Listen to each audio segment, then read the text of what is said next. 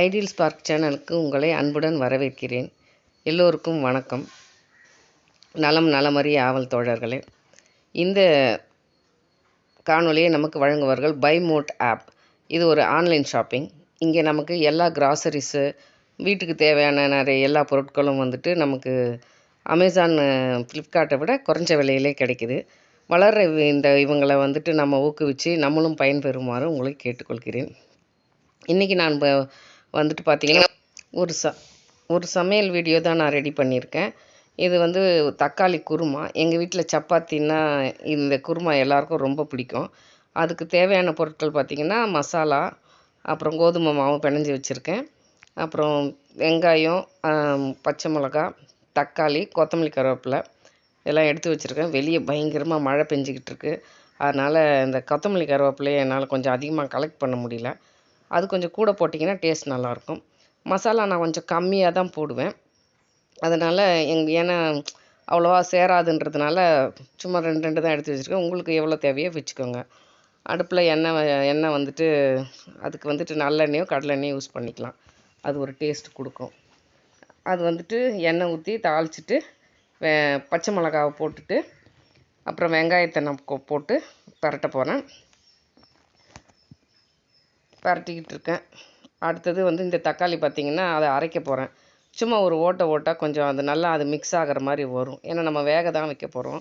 அதனால் அதை நறுக்கலை.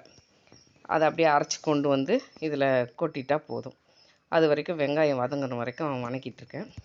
தக்காளியை அரைச்சாச்சு. இப்போ அதையும் கொட்டி அதையும் அப்படியே வணங்கிடுவோம். நல்லா வழித்து போட்டுட்டு அந்த தக்காளியை நல்லா அப்படியே வணக்கிடுவோம்.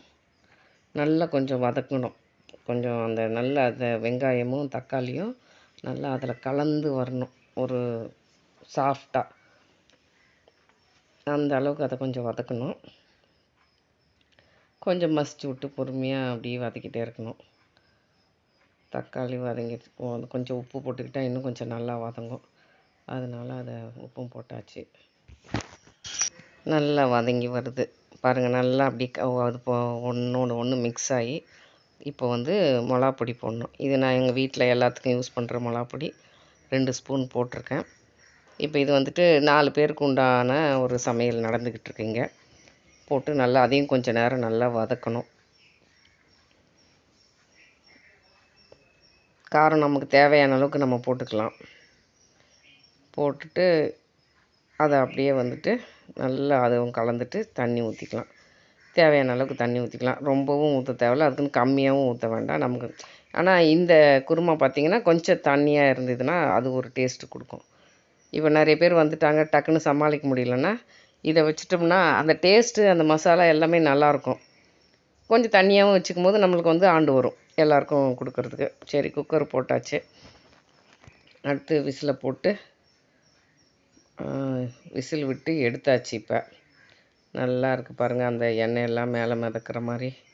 கொஞ்சம் உங்களுக்கு வெளிச்சம் பத்தலைன்னு நினைக்கிறேன். ஏன்னா ஈவினிங்கில் நான் செஞ்சுட்டு இருந்தேன். வெளியே வேறு பயங்கர மழை. அந்த கரெக்டான வெளிச்சத்தை கொண்டு வர முடியல. அப்புறம் கொத்தமல்லி போட்டு பூரியெல்லாம் போட்டாச்சு.